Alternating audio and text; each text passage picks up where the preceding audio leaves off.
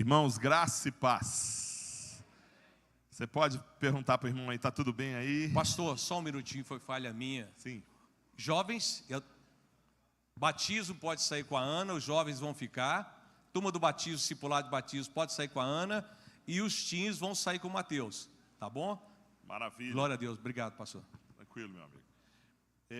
Mais uma vez, graça e paz. Pergunta para a pessoa que está do seu lado se está tudo bem. Está tudo bem por aí? Está tudo jóia, né? Então tá bom. Está tudo bem, está lindo, né? Irmãos, nós vamos falar hoje sobre as 7 palavras de Jesus na cruz, principalmente para a gente poder entrar nesse assunto Páscoa, né, de maneira mais profunda aí e tal. É um assunto simples, né, mas muito profundo, obviamente, e eu queria compartilhar com vocês aqui de maneira bem clara. Você pode abrir sua Bíblia em João 3,16 para a gente começar. João 3,16. Nós vamos falar sobre essas 7 palavras, as 7 janelas para o coração de Jesus. Eu preciso que você entenda. Imagine que eu vou tropeçar aqui, Marinaldo. Se eu tropeçar aqui, vai cair o quê? Coca-Cola, Guaraná, vai cair o quê? Todo mundo dá o que tem, não é? Então nós vamos mostrar que Jesus, no seu maior sofrimento, o que ele pensava, no sofrimento mais profundo, ali ferido, como se estivesse ali sangrando, né? O que ele doou, o que ele entregou para nós, o que saiu dele, né? Para a gente poder entender de maneira profunda isso aí. Vamos ler esse texto aí, tão conhecido dos irmãos, que diz o quê? João 3,16. Porque Deus amou o mundo de tal maneira, de maneira imedida, que deu seu Filho unigênito para que todo aquele que nele crê não pereça, mas tenha a vida eterna. Aleluia. Hoje é Páscoa. Aleluia. Glória a Deus por isso. E antes da gente falar da ressurreição, a gente precisa passar pela cruz. E a gente precisa não só passar pela cruz, como também entender o que Jesus quis ensinar, mesmo na cruz.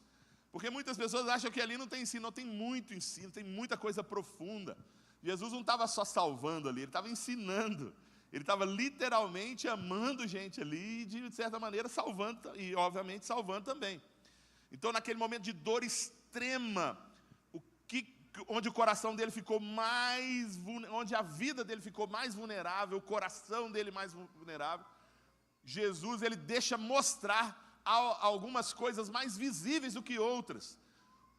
Ali naquele momento ele consegue mostrar de maneira poderosa, e a gente vai enumerar para você aqui essas 7 palavras que ele diz na ordem cronológica, para entender que antes de ele pensar em qualquer coisa, ele pensou na gente, irmão, na cruz, de maneira profunda, de maneira substitutiva, expiatória. Ele substituiu a gente lá e ele expiou o nosso pecado ali. E é importante a gente entender por quê. Infelizmente, querido, a gente às vezes não tem noção que a morte dele revelava algo muito além do sacrifício. Revelava o que ele pensava, revelou o que ele priorizava, revelou o que ele queria ensinar para nós. Na cruz, Jesus não estava apenas morrendo, ele estava ensinando, ele estava salvando, ele estava amando. E esse é o ponto. Então, para a gente poder entender, a gente precisa entender que ele vai ali, vai ter sacrifício profundo, morte substitutiva e expiatória. Ele vai ali doar a vida dele, ele vai morrer por nós no pecado, ele vai depositar nele toda a dívida de todo mundo, vai cravar na cruz e vai prevalecer sobre tudo. Também ele vai revelar ali, de maneira profunda, o que ele pensava de maneira mais profunda. É algo impressionante, irmão. As 3 primeiras palavras de Jesus, para mim, já comunica muito, porque ele também, isso precisa ensinar para a gente, que o fato da gente sofrer ou passar por situação difícil, não significa que a gente tem que pensar só a gente mesmo, não. Jesus deu essa foi uma das maiores lições, porque às vezes a gente está sofrendo, e a gente se dá o direito de falar assim, não, vou cuidar só de mim. E não existe isso na Bíblia. A Bíblia o tempo todo é doação uns aos outros, o tempo todo, mesmo sangrando, mesmo agonizando. Ele mostra que a cruz não se tratava apenas dele, se tratava, sim, de amar pessoas e dar-lhes condição de ir de novo para o céu, de dar-lhe condição de conseguir de novo entrar no gozo do Pai, entrar em comunhão com o Pai. Então, as três, eu dividi em categorias. A categoria eu chamo de alteridade. O que é alteridade? É quando você pensa em outras pessoas. As primeiras 3 palavras dele, mesmo na dor, ele está pensando em outras pessoas. Também, na segunda categoria, a categoria onde ele se permite pensar em si mesmo, a da agonia. Ali a gente vai mostrar o custo real dele ter morrido na cruz, o custo real dele sofrer por nós. E outra, porque vai além da dor física ali. Ali entra numa das coisas mais profundas das Escrituras. E a terceira coisa, a autoridade. Ele vai encerrar essa missão de maneira poderosa, mostrando que ele é realmente o Rei dos Reis, Senhor dos Senhores. Ali quem morreu não foi o homem Jesus, mas foi o Deus homem. Deus se permitiu, morreu na cruz. A gente chama isso de natureza tentrópica, a famosa união hipostática, que é a ideia de você, Jesus, ser 100% homem, 100% Deus, e quem veio aqui na terra como Deus e homem ao mesmo tempo foi o próprio Jesus. Jesus é Deus e homem, não tem como dissociar, ele morreu como Deus também. Daniel, que loucura, é isso mesmo. Então, nós vamos entender que a ideia ali é para resolver o passado, o presente e o futuro. Você vai entender literalmente que ele pensa de maneira profunda em todos nós, inclusive de maneira pessoal. Imagina, Jesus pensando de maneira pessoal, mesmo na dor ele pensou. Então, primeira das coisas aqui, primeira parte, vamos lá. Primeira fala de Jesus, ele diz o quê? 1, 2, 3. Ele está dizendo, a palavra ali, literalmente, não sabem o que fazem, revela desconhecimento. Esse problema está sendo resolvido lá no Éden. A árvore do conhecimento do bem e do mal. A palavra conhecimento na Bíblia da ate, significa intimidade. E presta atenção, ele está resolvendo o quê? Porque depois que o homem divorciou com Deus, não quis mais a comunhão com Deus, tornou-se independente de Deus, ele literalmente, o que ele fez? Ele começou a fazer as coisas do seu próprio ponto de vista, começou a viver ao seu próprio modo. Quando fala árvore do bem e do mal, significa conhecimento do bem e do mal, significa a pessoa querer viver as coisas, ou até avaliar, julgar as coisas do seu próprio ponto de vista. Ela avalia o que é bem e o que é mal, sem Deus, é a avaliação sem Deus. É o princípio da Torre de Babel, que também está lá. O princípio da Torre de Babel é construir uma torre que chega ao céu sem Deus. O povo corrompido, querendo ter os benefícios de servir a Deus sem o próprio Deus. Esse mal, irmão, nasceu no Éden. E aí o desejo de discernir o bem e o mal sem Deus é um problema que às vezes a gente usa hoje em dia. Nós tentamos avaliar a vida de pessoas, tentamos viver em relação a outras pessoas, julgando o que as outras pessoas fazem, sem entender o contexto, sem entender a dor daquela pessoa, e pior, fazendo isso sem estar no direito de fazer isso. Porque aquele que julga o seu irmão é juiz, e não irmão. Então, o Éden revela isso. Revela que o homem desejou a famosa tríade do pecado ali. A tríade do pecado é incredulidade. A incredulidade gerou o desejo por independência, que gerou desobediência. Essa tríade ali gerou o quê? Uma série de pessoas, ou seja, no decorrer historicamente, os homens desejam agora viver e fazer as coisas à sua própria maneira. E não é a maneira bíblica.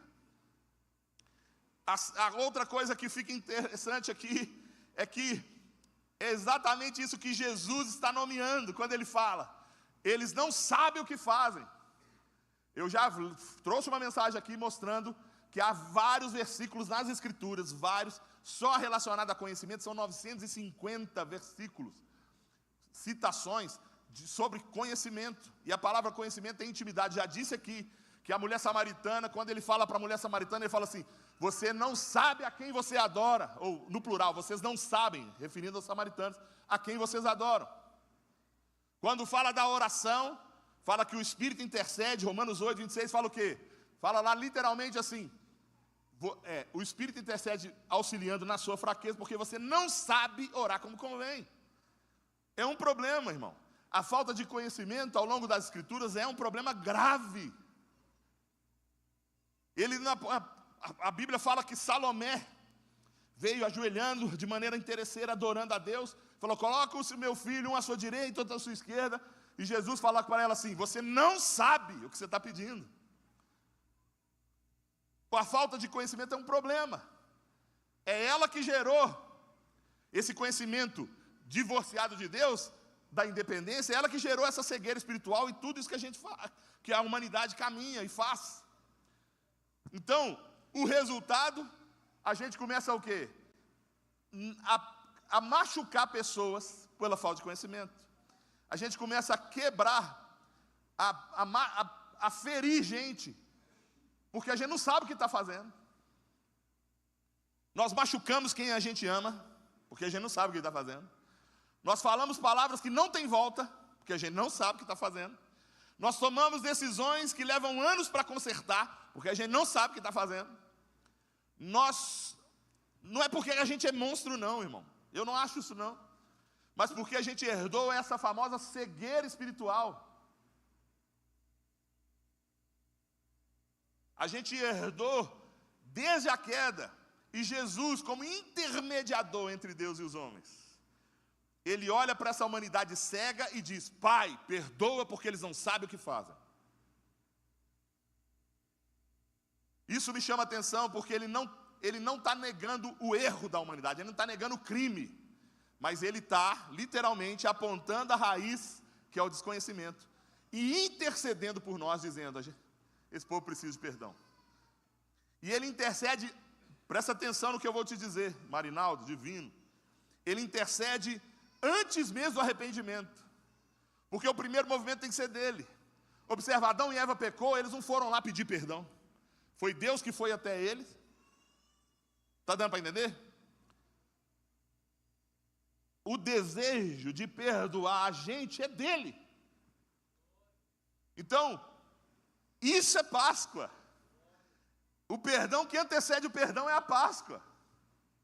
A graça antecipada, Jesus intercede antes de arrependimento. Ele está literalmente o quê? Ele não nega o crime, ele está te perdoando, ele não espera o mérito para perdoar, ele perdoa. Isso é Páscoa. Eu te faço essa pergunta: quantas coisas que você fez na vida que, olhando para trás, você não consegue explicar direito? Pensa aí. Por que você pensa às vezes assim, por que eu fiz isso? A famosa noite de sono, né? À noite você está de um jeito, de manhã você acorda e fala assim: meu Deus, o que eu fui fazer?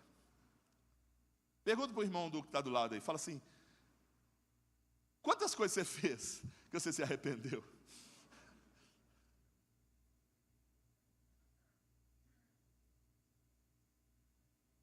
Você precisa dessa fala aí? Perdoa-lhes, porque eles não sabem o que fazem. Segunda palavra, vamos para a próxima. A segunda palavra, Lucas 23, 34. Vou narrar o contexto. Há 2 ladrões lá. 2 caras que mereciam a punição. Gente que teve uma vida de erro, uma vida de cegueira espiritual. Uma vida terrível. 2 que estavam zombando de Jesus, os 2. Um deles, na última hora, aos 49 do segundo tempo, no acréscimo do acréscimo, a pessoa, um deles, o da direita, vira e fala: Senhor, lembra-te de mim quando entrares no teu reino. E aí, qual que é a fala de Jesus? Em verdade te digo, hoje estarás comigo no paraíso. Irmãos, presta atenção, ele não falou amanhã, ele falou hoje. 2 ladrões crucificados com Jesus, um de cada lado. Os 2 estavam zombando dele, os 2 estavam insultando a ele. Sofrimento, às vezes, irmão, faz isso. Eu lembro de às vezes a pessoa está arrebentada, mas mesmo assim ela tenta ainda, para ficar melhor do que você, ela tenta te humilhar. Não é assim ou não? Eu lembro no enterro do meu irmão mais velho, uma amiga da minha mãe chegou, minha mãe já até faleceu, para você ter uma ideia, uma amiga da minha mãe chegou no enterro do irmão mais velho e falou assim: Morosa, minha mãe chamava Amorosa, o pessoal chamava ela de Morosa. Virou para ela e falou assim: Morosa, você está... Cadê o seu Deus? Você não fala tanto de Deus aí, seu filho morto? No dia do enterro do meu irmão. Pensa nisso. Gente que, às vezes o sofrimento ele faz exatamente isso, endurece mais a pessoa fica insensível, endurece a pessoa por fora porque a pessoa está quebrada por dentro.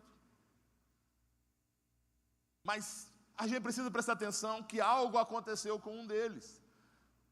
Eu não sei se foi a serenidade de Jesus ou se foi uma oração que Jesus fez ali pelo soldado, não tem como a gente saber ou especular, mas sabemos o resultado.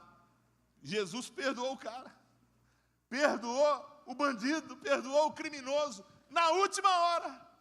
Uma vida de crime, uma vida terrível, e Jesus perdoou.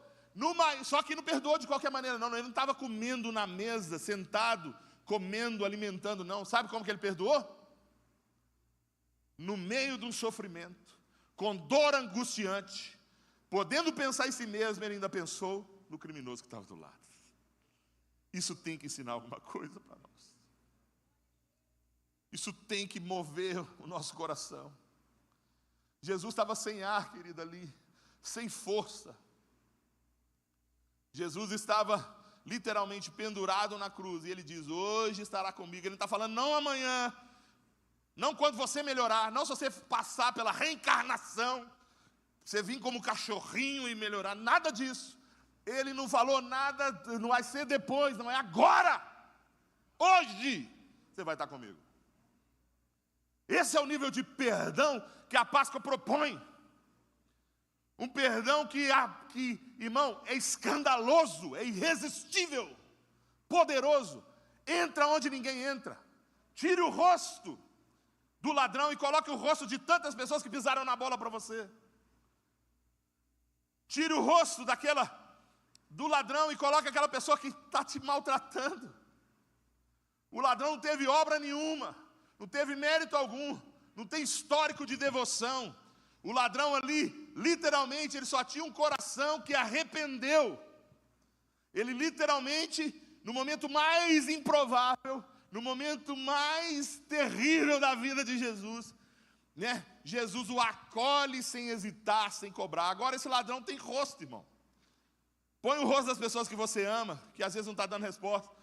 Aquele filho que foi embora, que não tem mais notícia. Aquele filho drogado. Aquele que está pisando na bola. Aquele que você só fala assim: meu Deus, só me dá trabalho. Põe o rosto dele lá. Tem um texto, uma parte da oração sacerdotal, que Jesus fala assim: Jesus, tendo os amado, os amou até o fim. O amor de Jesus vai até a última instância. Tem gente que para de amar, Jesus não. Sua filha distante, seu cônjuge endurecido, o homem que está batendo você, o homem que está falando mal de você, o homem que está fazendo todo tipo de maldade, a mulher que está também fria, pessoa que não está acreditando mais em si mesma, todo tipo de gente. Jesus os amou também, e os ama até o fim, para lhes dar a oportunidade, porque uma eternidade no inferno é coisa séria demais. Estou na maior da dor, da situação mais difícil que Jesus enfrentou. Ele pensou até naqueles que ninguém pensa. Ele acreditou naqueles que ninguém acredita. Ele deu chance. Sabe o que eu entendo, irmão? Que ele ama, inclusive aquela pessoa que ninguém acredita, ou até mesmo, inclusive, que aquela pessoa, ela mesma não acredita em si mesma. Olha lá, ela alcança o último momento possível. Jesus ama as pessoas que você ama mais do que você as ama. Você se cansa e ele continua. Ele ama seu filho mais do que você ama. Ele ama sua filha mais do que você ama. Ele ama seu esposo mais do que você ama. Ele ama seu marido mais do que você ama. Você às vezes cansa, ele não.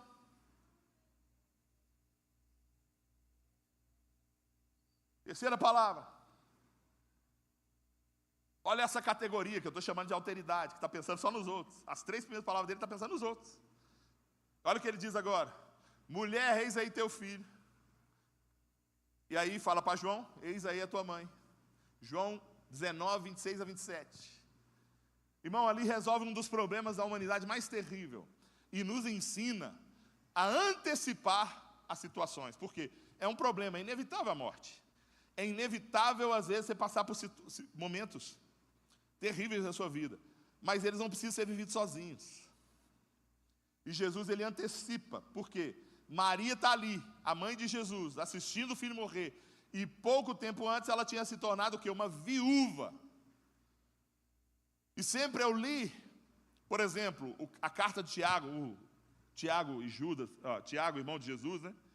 Tiago ali, na carta dele, ele escreve assim: a verdadeira religião é esta, cuidar dos órfãos e das viúvas. Ele está falando, a coisa mais importante que a religião é cuidar de gente que não tem. O órfão é o cara sem pai, a falta de paternidade. A viúva é quem não tem amparo. Então presta atenção, Maria, mãe de Jesus, ia perder o filho dela. E eu acho que talvez pai, acho uma dor terrível, mas talvez para a mãe, e eu não estou comparando, é porque são diferentes mesmo, o amor dos dois. Mas talvez para a mãe é uma dor ainda mais terrível ainda. Porque foi quem gerou, é quem ela tem uma ligação emocional mais forte, geralmente, não estou falando que é o caso sempre. Então ele olha para ela, viúva, prestes a perder o filho, olha para João, o discípulo amado, e os une. Fala assim, mulher, eis aí teu filho. Filho, eis aí tua mãe. Isso, irmãos, me ensina demais, porque Jesus está pensando no amanhã, e não deixar a mãe dele desamparada. Você entende isso? Quantos de nós, irmãos, às vezes trabalhamos no automático, como um rolo compressor, sem pensar no amanhã? Sem pensar no que tipo de recado ou legado que a gente vai deixar. Me assusta muito a falta de filiação espiritual da igreja. Eu não estou falando de falo de filhos, não. A falta dos irmãos não entenderem a necessidade de fazer filhos espirituais. A Bíblia deixa muito claro, por exemplo, na história de Absalão, que Absalão, por não ter filhos, o que ele faz? Ele vai construir um pilar para si mesmo, para que as pessoas lembrem dele. E isso é um recado muito claro, que quem não tem filho espiritual, o quê? Construi um monumento para aparecer o tempo todo. Então a gente precisa fazer o quê? Filhos espirituais. A gente precisa cuidar de gente. A gente precisa se importar. Talvez tem gente aí que não tem lugar para passar o Natal. Tem gente que talvez não tem lugar para passar o ano. Tem gente que está sozinho. Nós não podemos. Tem gente que talvez não está faltando uma carona, está querendo desistir da igreja por falta de uma carona. Porque fica longe, fica ermo. A Bíblia ensina que a igreja é uma comunidade, é uma coletividade, é para um cuidar do outro. Os grupos caseiros são bênção por isso, irmão, porque eles se importam na maneira mais profunda que tem. Então a gente precisa entender a necessidade do que às vezes as pessoas têm estado do nosso lado. Tem gente talvez que está como sem pais. Às vezes está ali, mãe solteira, a mãe trabalhando, sendo uma espécie de pai, né? Pai e mãe ao mesmo tempo, ele se matando de trabalhar enquanto está o filho lá, sendo criado pela condição que ela tem atualmente, sem o pai presente. E às vezes você, bonitão, com a família funcional, podendo abençoar alguém, podendo adotar alguém, não adota. Me perdoa. Você está pensando mais em si mesmo do que no outro. Você entende a gravidade? O Rei dos Reis, Senhor dos Senhores, que não precisava disso, ele decidiu, literalmente, amar a gente até na dor mais profunda que ele, na situação mais terrível que ele viveu. Ele decidiu amar. Ele decidiu literalmente. Por que o órfão e a viúva, irmão? O problema central deles não é só material. A ferida original, qual que é o primeiro problema encontrado na humanidade? Quem sabe? Solidão. Já está escrito ali, né? Não é bom que o homem viva só. Foi antes do pecado. Ele está resolvendo esse problema. Quantos de nós, às vezes, tem gente perto, mas está se sentindo só? Gente que, sem amparo, a comunidade de apoio não está funcionando. Então, presta atenção. Ele viu o problema que antecede o pecado. Foi o primeiro problema reconhecido por Deus, ou seja, viúvas e órfãos, eles sofrem do quê? Não apenas da falta material, mas da ausência da presença. Gente precisa de gente perto se importando. Quem está entendendo? Eu sempre tenho que falar, né? Minha esposa já me chamou a atenção. Quem está entendendo? Você está chamando o pessoal de burro? Minha esposa é terrível. Vou perguntar, irmão, é mania, tá? Quem está entendendo? Amém? Preste atenção. Eu preciso que você saia daqui carregando esse entendimento, essa revelação. Quando Jesus, ele apontou para essa solidão, e está combatendo a possível solidão que Maria podia. Ele está garantindo que a mãe dele não fique desamparada. Mas o que é desamparo? Desamparo é estar sozinho, é não ter ajuda de ninguém. Então ele está garantindo que ela vai ter ajuda de alguém. Pergunta para a pessoa que está do seu lado aí: você tem ajuda de alguém? Vale só por cônjuge, não? Pergunta para outra pessoa também: você tem ajuda de alguém? É para isso que serve a comunidade. A palavra comunidade é a mesma que vem de comum, é a mesma que vai dar origem à palavra comunhão. Olha o que a Bíblia diz: se andarmos na luz, como o Pai na luz está, temos o quê? Comunhão. E o sangue de Jesus purifica todo pecado. Ou seja, se você está andando na luz, você tem que ter coisas em comum com seus irmãos. Está dando para entender? Não pode ter gente aqui precisando. Talvez tem gente que está precisando de alguma coisa simples, que você tem condição, mas você não está chegando até você, porque você não está vivendo a vida comum da igreja. Não está participando da vida comum. Uma boa maneira de participar da vida comum é através do grupo caseiro. Eu sou bom demais para estar no grupo caseiro. Ô, irmão, eu cresci em célula. Eu me tornei líder em célula. Primeira liderança que eu exerci na minha vida foi em célula. Está dando para entender? Célula é bênção de Deus. Célula cura, célula ajuda. Eu lembro que a primeira vez que eu tive roupas assim, ó, era tudo ganhado pela célula. Que eu não comprei. A blusa, a calça, a camisa. No dia eu fiquei tão feliz porque eu me tornei líder. Eu falei: olha, rapaz, eu ganhei camisa, ganhei bênção demais. Está dando para entender? Então, Jesus, ele está antecipando o problema porque ele não espera que a necessidade apareça. Isso é remediar, irmão. A gente está antecipando. A ideia da Bíblia não é, você tem que remediar, você tem que ser um bombeiro na vida de alguém, sim. Mas, por exemplo, nesse sentido aí, o ideal é que você antecipe o problema. E é isso que ele está fazendo. Pergunta para si mesmo aí: quem depende de você? Quem pode ficar desamparado se você não agir hoje? Quem na sua vida está em solidão? Quem está na solidão e você ainda não fez nada? E a pergunta? Gente que caminha com você, que você vê que a alma está gritando. Irmão, amar quem é legal é bom demais. O difícil é amar o chato. Você entende? É difícil amar aquela pessoa que está tão doente que às vezes ela está tóxica. Ah, eu preciso me afastar. Não, irmão, você precisa de amar, você precisa de curar, você precisa de ajudar. Se você não está dando conta sozinho, chama outras pessoas para o circuito. Chama outro, chama 2, 3, 4, 5, mas chama. Entende? A igreja é chamada para ser a nova família que combate a solidão. Esse é o nosso chamado. Jesus está antecipando por isso, porque a igreja é chamada a ser a nova família, entende? Que vai combater a solidão. Então a gente precisa o quê? Não permitir o desamparo, a falta de ajuda, a falta de alguém perto. Essa é uma boa oportunidade para você entender. Para você sair daqui entendendo. Fala: cara, eu vou investir mais na célula. Eu vou investir mais no discipulado. Eu vou investir mais na vida comum da igreja. Eu vou participar mais ativamente da vida comum da igreja. Você entende? Irmão, a igreja está precisando de ajuda, irmão. Eu não tenho dúvida mais disso. Porque a igreja está esquecendo das coisas principais. Uma das coisas principais é a vida comunitária. Observa que o Pai, ele não é só meu, o Pai é nosso. Pai nosso. O pão não é só meu, o pão é nosso. Nós somos chamados para ser filhos da coletividade. Nós fomos chamados para ser padaria uns dos outros. Está dando para entender? Você pode dar um glória? Vamos para a segunda categoria, a categoria da agonia.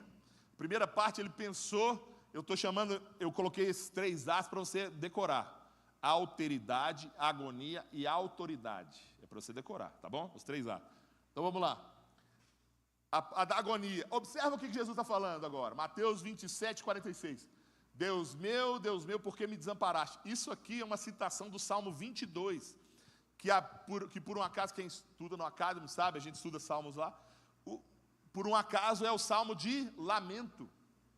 E lamento é diferente de murmuração. A Bíblia permite que você lamente. A Bíblia não permite que você murmure.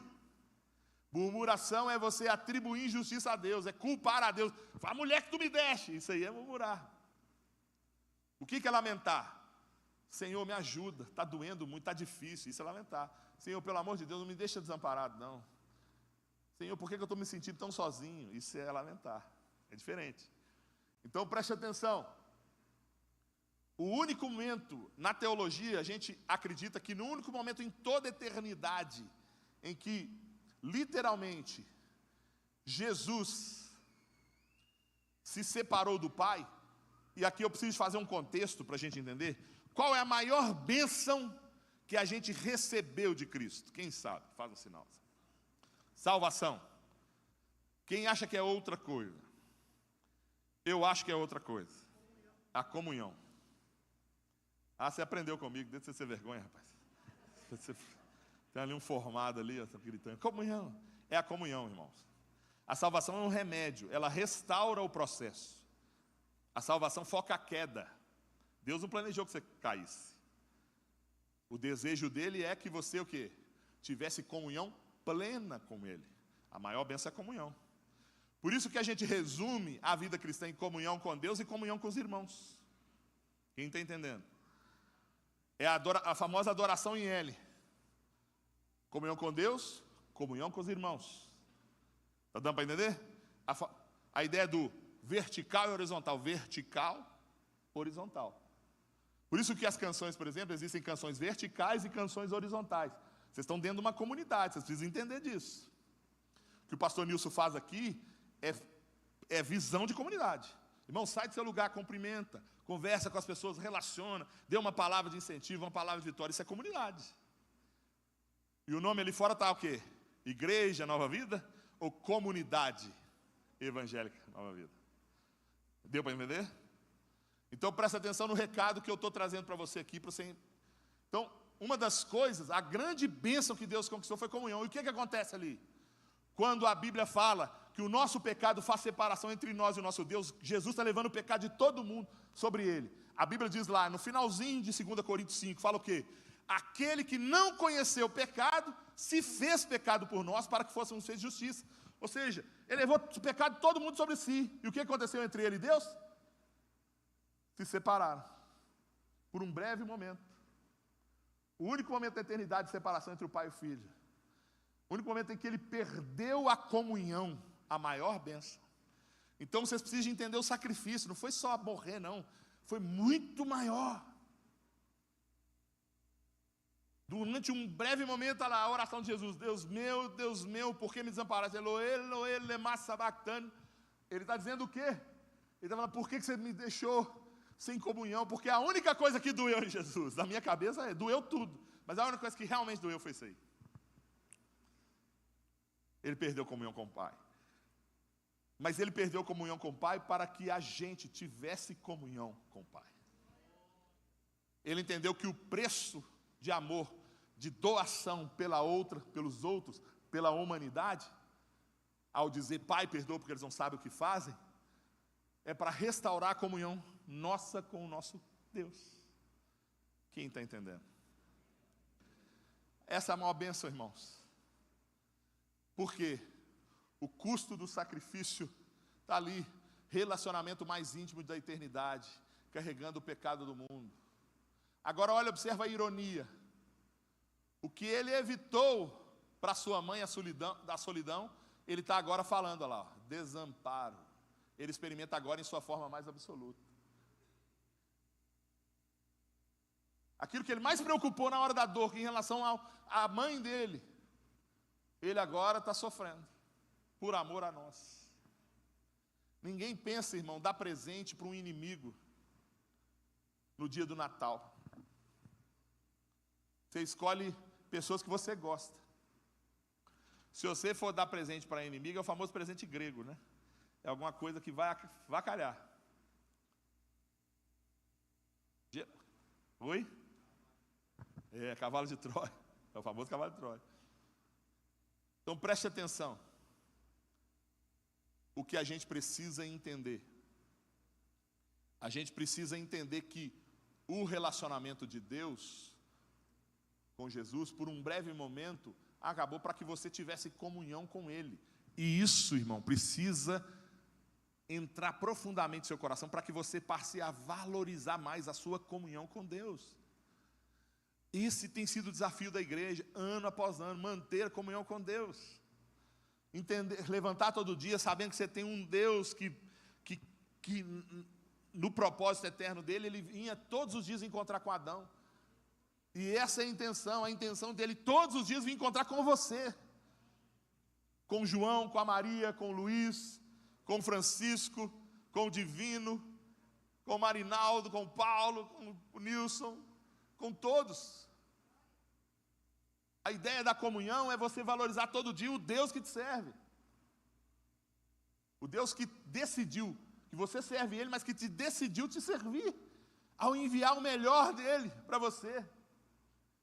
Então, observa, Ele desceu ao abismo da separação, para que a porta entre você e Deus ficasse aberta.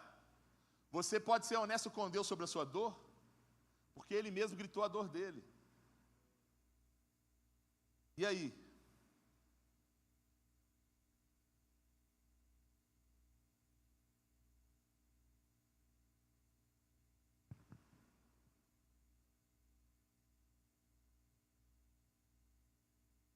Pense na sua dor aí. Fale para Ele. Aquilo que está te incomodando, seja honesto. Fala, Deus, eu preciso mais da comunidade de apoio. Preciso de gente mais perto de mim. Me ajuda. Envia teus anjos. Eu preciso de gente que se importa comigo. Estou me sentindo sozinho, remando contra a maré. Eu nado contra a maré 1 quilômetro, a maré me leva mais 2 para trás.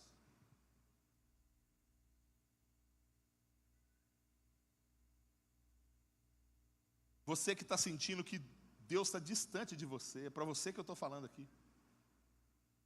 Você que está sentindo que está faltando um pedaço, está faltando algo a mais, está sentindo sem propósito, é para você que eu estou falando. É porque no cerne a gente precisa de ajustar. É porque no cerne Deus precisa ser o centro. É porque no cerne, entende? Continuando, querido, vamos lá. Quinta palavra, tenho sede. Direto, né? Pior do que a fome é a sede. Depois de horas na cruz, sobre o sol, perdendo sangue, Jesus sente a necessidade física mais intensa que existe. E eu tenho um caso assim, irmãos, terrível, dentro da minha família. Minha mãe, quando faleceu, uma serva do Senhor, no velório e no enterro dela, aquele tanto de pastor, de gente que ela pregou o evangelho sem ter terceira série de grupo. Mulher abençoada. E aí ela, nos últimos dias, os últimos 50 dias dela, 40 deles foi entubado. E aí eu chegava lá, meu pai parou de ir, meus irmãos pararam de ir, porque não aguentavam ver aquela cena. Os irmãos dela que foram visitar tiveram infarto no hospital, olha que loucura. Foram visitá-la, passaram mal. E aí sobrou para quem? Porque eu fiz uma promessa para ela, não vou voltar, minha mãe estava com medo de ficar sozinha. E aí ela falou assim, não me deixa sozinha aqui não. Eu falei, não vou deixar não. E fiquei, irmãos, os 50 dias no hospital. Pensa, parei a minha vida, 50 dias, direto, tal. E aí tinha dias que ela falava assim, Marinaldo, para mim, ela não podia beber água, ela pedia para eu molhar um pouquinho e colocar água na boca dela. Eu olhava para o médico assim, o médico falou assim, não pode, não pode, não pode. Vocês têm noção? O Rei dos Reis, Senhor dos Senhores, aquele que não precisava, aquele que é dono de tudo, de todos, acima de tudo, acima de todos, ele teve sede, na dor mais terrível, ele teve sede. E nós precisamos de entender o seguinte, ele é aquele que disse o quê? Se alguém tem sede, vem a mim e beba. Agora ele está com sede. Quantos de nós, às vezes, somos bênção na vida do outro, mas temos uma necessidade, que às vezes a gente está abençoando o outro? Quem já experimentou isso? Às vezes você é bênção na vida do outro e às vezes tem aquela necessidade. Ou seja, não está nada errado. Você sabe o que me chama a atenção? É que muitas pessoas, às vezes, têm uma mentalidade assim, se eu estou faltando dinheiro, as coisas estão tudo errado, está tudo ruim, não tem nada errado. Se você está passando por luta, não, só pode ser julgado pé na cruz, não tem nada errado. Você está tudo certo, você está passando por luta, por essa situação, porque faz parte do plano, faz parte do treino, faz parte da escola de Deus. O deserto é a escola de Deus. A Bíblia fala assim, que quando você estiver passando por situações difíceis, você tem que pensar no próprio Jesus, que mesmo enfrentando tudo aquilo, está lá em Hebreus 12, falando, enfrentando a ignomínia, a vergonha, o escárnio, enfrentando tudo, ele não recuou. Eu vi a minha mãe, sofri, mas eu sabia que o que esperava ela era muito maior do que a terra estava oferecendo. Que a leve e momentânea tribulação não há de se comparar com o peso excelente de glória que há de manifestar. Não há nada nessa terra que se compare com o que Deus te oferece. Está difícil, continue marchando. Não é o que chega primeiro, mas é o que vencer. Não é começar bem, mas é terminar bem. Continue marchando, continue seguindo. O Salvador entende o seu vazio, as suas crises de saúde mental, o esgotamento, a secura espiritual. Jesus não está ali porque ele enfrentou também. Ele foi o lugar da carência máxima. Por quê? Porque ele precisava experimentar a realidade humana. O Deus homem sofreu tudo isso para te compreender melhor, para ser um sumo sacerdote melhor, para poder mostrar, ele já era o melhor de todos. Ele entendendo isso fica melhor, porque agora ele se compadece da sua vida. Ele sabe, isso é um princípio tão claro, irmãos. Ele experimentou o esgotamento total, a necessidade física mais básica. Por quê, irmãos? Não há desonra em necessitar. Não é problema a gente passar por aperto. Não é problema você estar passando por um filho que está precisando de ajuda. Não é problema você estar passando por situações que está precisando de atenção. Não é problema. Arranque isso do seu coração, porque às vezes a inquietação, essa inquietude, esse comichão está por causa disso. Porque às vezes você está sentindo tanta coisa, às vezes ouve tantas pessoas, mestres para si mesmo, gente que está falando coisas que não deve falar, e gerando um peso espiritual da sua alma tão terrível, que você está achando que o Evangelho é uma coisa tão distante. Não, o Evangelho é isso. É comunhão com Deus e com os irmãos. É passar por situações passando e glorificando a Deus. É passar por essa situação entendendo que faz parte da carreira cristã. É a escola de Deus.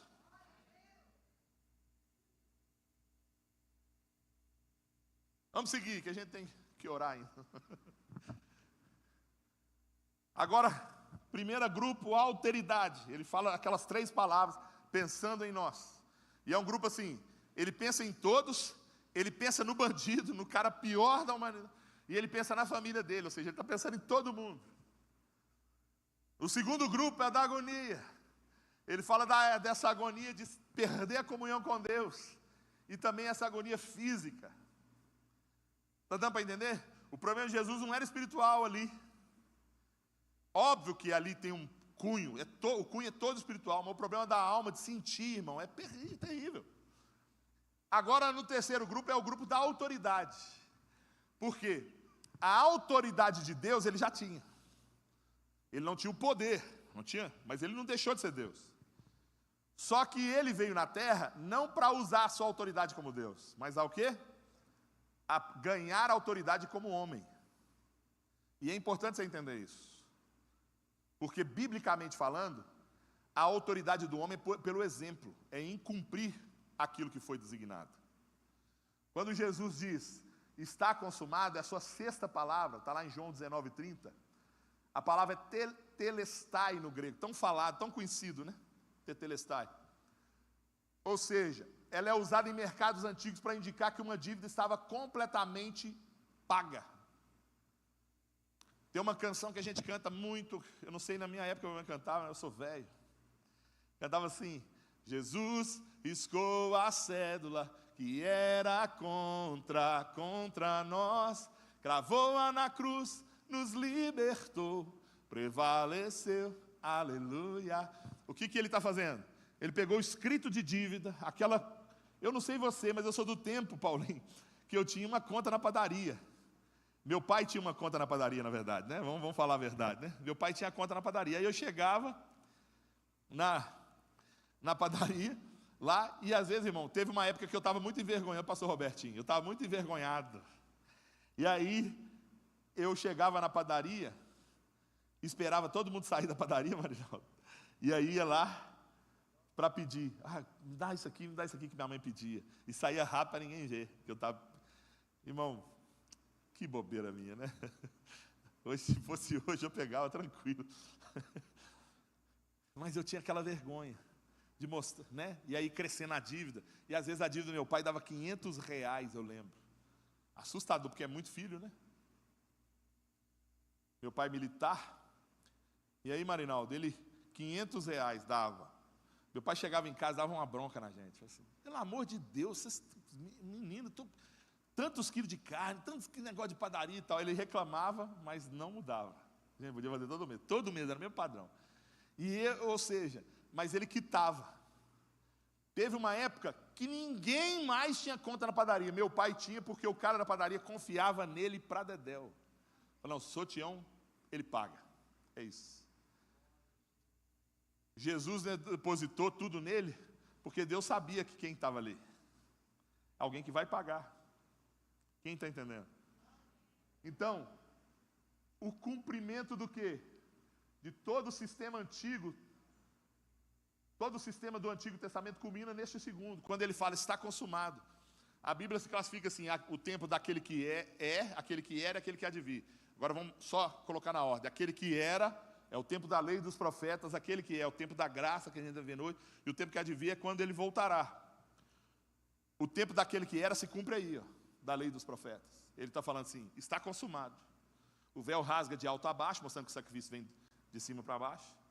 E aí agora ele dá acesso ao Santo dos Santos, para a gente ter comunhão de novo, porque ali é simbólico. Nesse momento aí, quando ele fala, está consumado, rasgou o véu de alto a baixo, e a gente voltou a ter comunhão de novo. Você só está aqui hoje por causa do Tetelestai, porque ele pegou o escrito de dívida, suas ordenanças, e cravou na cruz. Ele pegou a dívida que a gente tinha e levou sobre ele. Aquele que não conheceu o pecado, aquele que não podia contemplar o pecado, se fez pecado por nós, botou tudo na conta dele para te dar liberdade. Agora, que tipo de liberdade que a gente tem? É a liberdade que a gente precisa viver a vida que ele viveria, é o que a Bíblia ensina. Então a gente precisa o quê? Entender que isso é uma vitória, não é uma declaração de derrota, não é o famoso, eu aguentei até o fim, eu não aguento, não é isso. Ou o não aguentei, né? Não aguentei, está consumado, não. É muito claro na Bíblia que tudo, Jesus se entregou. Tudo foi ele. Quando vieram os soldados, ele se entregou. Tanto que ele falou, eu sou, todo mundo cai para trás. Foi ele que se entregou. Ninguém foi lá, tem esse poder de pegar e capturar Jesus, não, irmão. Ele é o Rei dos Reis, Senhor dos Senhores. Tudo que a gente vive, tudo fala dele. Tudo é para a glória dele, tudo, a Bíblia fala, porque dele, por ele, para ele, tudo é bem ele é o resplendor da glória do Pai, a exata expressão, a imagem do Deus invisível, tudo é sobre ele.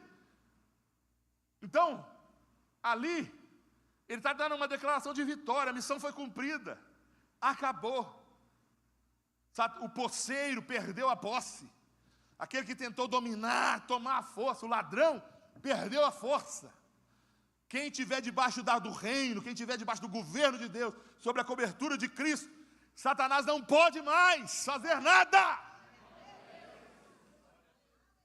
Mudou tudo. Então, missão cumprida. Ou seja, qual que é a aplicação? Fim do esforço religioso. Você não precisa mais pegar animal para ir para a igreja para sacrificar. Você não precisa mais bater cartão. Eu preciso de ir. Não, não, não. Você precisa entender que hoje você é a própria igreja. Você é templo do Espírito Santuário, lugar de manifestação, de comunhão contínua com Ele.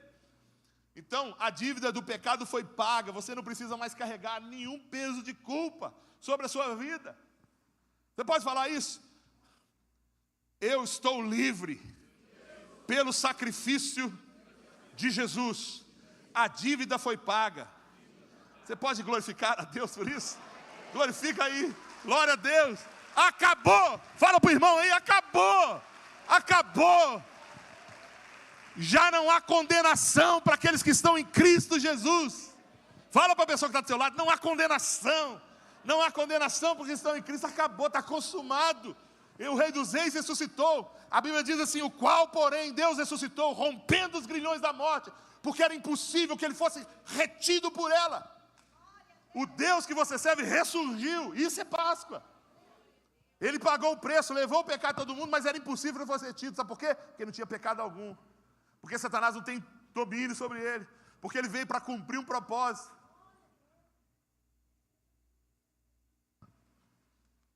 Enfim, a última palavra. A prova aí de que ele não, que a morte foi ele se entregar. A prova aí. Pai, pode matar, né? Morri agora. Pega a faca aí, cidadão, centurião romano, pega aí, militar. Enfia a faca em mim e me mata aqui, que agora não. O que ele fala? Pai, em tuas mãos, ou nas tuas mãos, entrego o meu espírito. Ele se entregou. Está dando para entender? Ou seja, a entrega a morte não venceu, ele entregou sua vida com confiança, como uma criança. Você entende? Como a criança que fala que o pai coloca ela no alto assim e fala assim, pode pular, ela vai. Ele entregou. Fé pura, confiar no pai mesmo quando foi desamparado e traído. O controle sempre esteve nas mãos do pai. O que parecia fim era apenas um intervalo. A pedra seria removida. Você entende, irmão? A vida, a obra de Jesus se classifica assim. O verbo eterno que habitou entre nós. Não foi? Que nunca pecou nem dolo foi encontrado. Que grande obra fez, porque Deus ungiu a Jesus de Nazaré com o Espírito Santo e poder, o qual andou por toda parte fazendo bem, curando a todos os oprimidos do diabo, porque Deus era com ele. Morreu por nós. Cristo levou sobre si a sua dor. Ele morreu por nós, levou todas as mazelas nossas, doenças, tudo sobre ele. Mas o que ele fez? Ele ressuscitou. Porque a Bíblia está dizendo, era impossível que ele fosse retido por ela. Ele ressuscitou. O maior desafio humano é a morte. Ele ressuscitou, ele venceu a morte. Não é problema para nós. Tanto que eu já disse isso aqui uma vez. Eu disse o quê? Que você, por exemplo, não vai encontrar na Escritura, no Novo Testamento, por exemplo, a palavra morte. É só dormiu no Senhor. Morte não é mais um problema, que eu estou com seu irmão. Você já é um ser eterno. Fala para ele. Se você está em Cristo, você já é eterno. Se você não está em Cristo, é problema. Amarra o pé. Está dando para entender? Ele ressuscitou. O que a Bíblia diz? Que ele foi exaltado acima de demônios, homens e anjos. Ele foi. A Bíblia fez o Senhor e Cristo. O próprio texto fala assim, tendo o mesmo o sentimento que houve também em Cristo Jesus, que mesmo sendo Deus, não julgou por usurpação ser igual a Deus, mas antes se humilhou em forma humana, veio em figura de servo, foi obediente até a cruz. Aí o que diz depois? Por isso o Pai o quê? o exaltou sobremaneira, lhe dando um nome acima de todo nome. Ele exaltado. Demônios submetem porque eu oro não no nome do Daniel, mas no nome de Jesus. Oitavo e último. A Bíblia fala lá, a oitava agora. O que a Bíblia fala? Ele voltará. A maior notícia, a Bíblia fala como um relâmpago que sai do Oriente até o Ocidente, há de ser a vinda do Filho do Homem. Ele vai vir sobre as nuvens com poder e muita glória. A maior notícia ainda vai acontecer. E nós celebramos a Páscoa, essa notícia. Jesus ressuscitou para a glória do Pai. Você pode adorar Jesus aí? Aleluia! Ele ressuscitou. Ele é o Senhor. Fique de pé que eu quero orar por você. Rapidamente. Nós temos ainda coisas maravilhosas para acontecer aqui. Aleluia.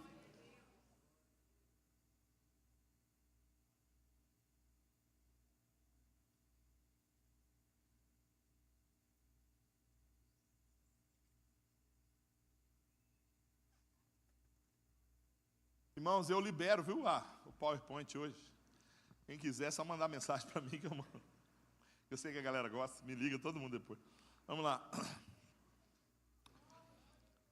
Eu quero orar, irmão. Não vou fazer apelo para vir aqui na frente, mas aí de maneira profunda e poderosa nós vamos fazer essa oração.